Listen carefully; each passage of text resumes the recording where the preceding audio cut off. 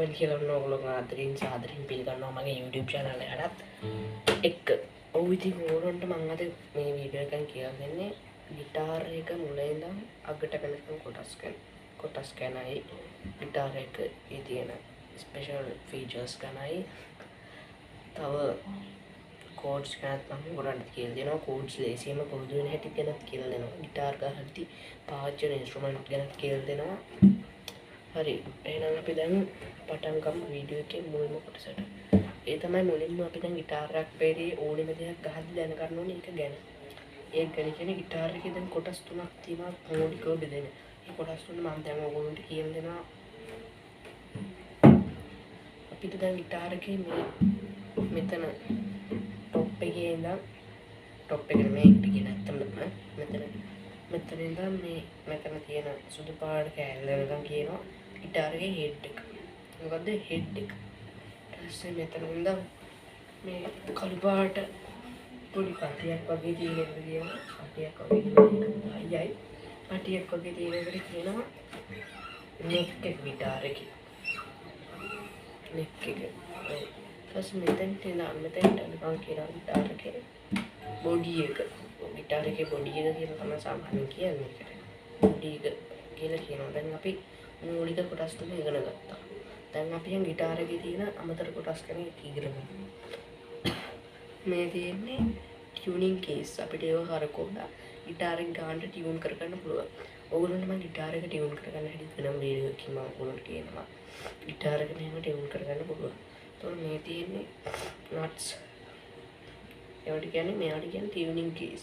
එතකොට මේකට කියනවා අපි ඒකට සාමාන්‍යයෙන් නම කියනවා. ඒකේ නම තමයි මේ නට්. ඒකට කියන්නේ නට් එක කියලා තමයි.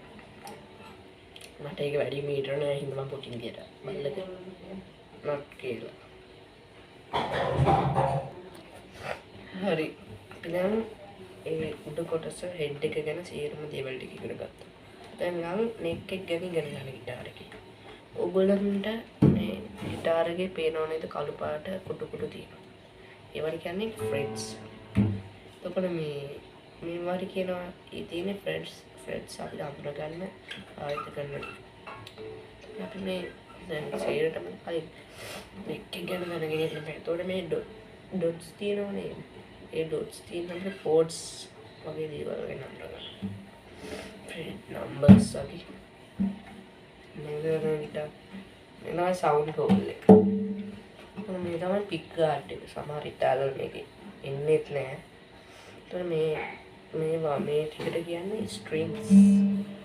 ඒ ස්ට්‍රින්ග්ස් වලට වෙනම නමක් කියනවා. ඒකත් මම ඉස්සරහට කියලා දෙන්නම්. හරි ඉතින් එහෙනම් ගිටාර් එක මුල් කොටස් ටික ගත්තා. හරි අපි දැන් ඉගෙන ගමු ගිටාර් එකේ තියෙන කෝඩ්ස් ගැන. මම පහළ ඩිස්ක්‍රිප්ෂන් එකේ PDF දාලා දෙනවා. ඉතින් ඔකෙන් PDF එක අරගෙන ඩවුන්ලෝඩ් කරන්න පුළුවන් ඔයගොල්ලන්ට. මොකද මම මෙහෙම කරනකොට වැඩි ක්ලියර් නැති මම කියන්නම්. දෙවනි ෆ්‍රෙට් වයර් ටික කියලා දෙන්න බැරිද? මේ හීනෙම වයර් එක තමයි E1 එක.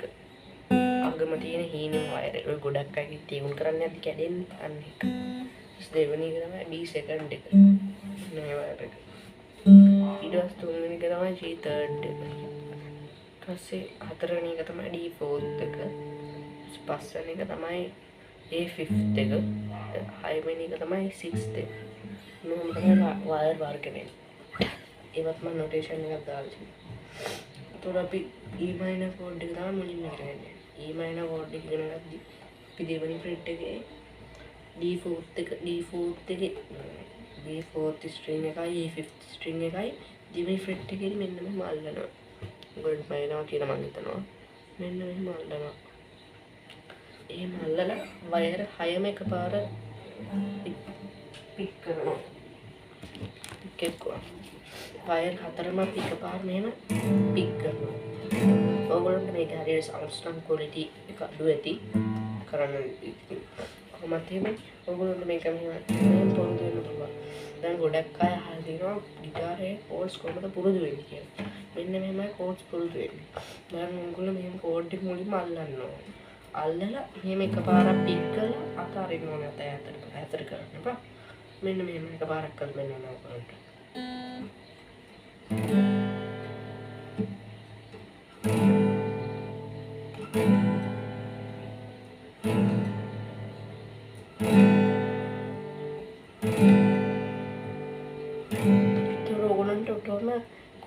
කෝඩ්ස් චේන්ජින් කරන්න වෙනම කාලයක් ගන්න ඕනේ. මේක මෙහෙම කරේ ගමන් මෙන්න මෙහෙම කෝඩ්ස් එකපාරට චේන්ජ් කරන්න පුළුවන් ඔයගොල්ලන්ට.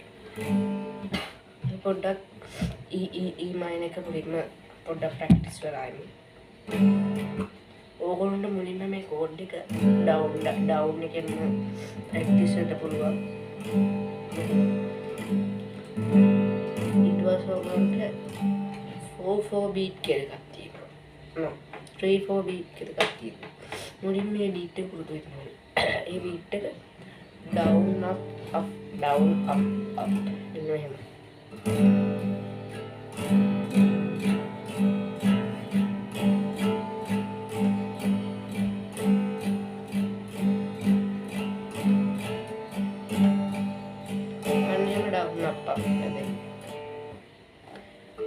ඊට පස්සේ මේකේ තනි කෝඩ් එකකින් සින්දු නැහැ. ඒගොල්ලෝ ඕගොල්ලන්ට මම මේකේ සින්දුවක් දැනට කියලා දෙන්න බෑ. ඊට පස්සේ මම ඕගොල්ලන්ට තව කෝඩ් එකක් කියලා දෙන්න ඕනවා. ඒක තමයි D minor. ඒක අල්ලන්නේ G3 එකකින් පළවෙනි ඇඟිල්ල මේක. දෙවෙනි ඇඟිල්ල මේක. තුන්වෙනි ඇඟිල්ල මේක. හතරවෙනි ඇඟිල්ල මේක. හරි. ඊට පස්සේ පළවෙනි ඇඟිල්ලෙන් G3 එක අල්ල ගන්නවා. දෙවෙනි ෆ්‍රෙට් එකේ G3 එක පළවෙනි ඇඟිල්ලෙන් අල්ල ගන්නවා. ඊට පස්සේ E ෆස්ට් එක දෙවෙනි ෆ්‍රෙට් එකේ දෙවෙනි ඇඟිල්ලෙන් අල්ල ගන්නවා. ඊට පස්සේ G3 එක තුන්වෙනි ෆ්‍රෙට් එකේ තුන්වෙනි ඇඟිල්ලෙන් අල්ල ගන්නවා. එතකොට අපි තව බලන්න ඕනේ දේ තමයි මේක උඩ වයර් දෙක එතකොට පික් වෙන්නේ නැහැ. මේ උඩ වයර් දෙක පික් වෙන්නේ නැහැ. මම ඒක ඩිස්ප්ලේ කෝඩ් එකේ කතරියක් කරලා තියෙනවා පික් වෙන්නේ නැති වයර් දෙකට.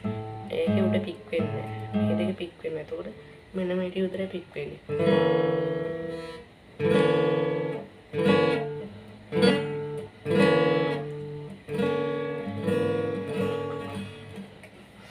මෙහෙම තමයි පික් වෙන්නේ. ඔයගොල්ලන්ට D එකක් මෙන්න මෙහෙම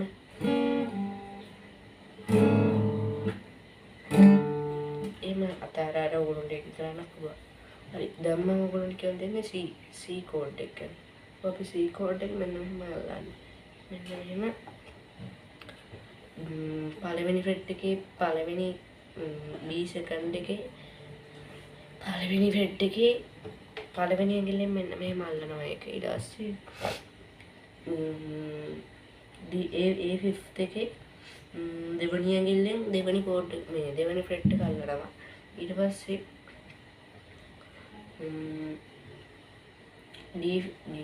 A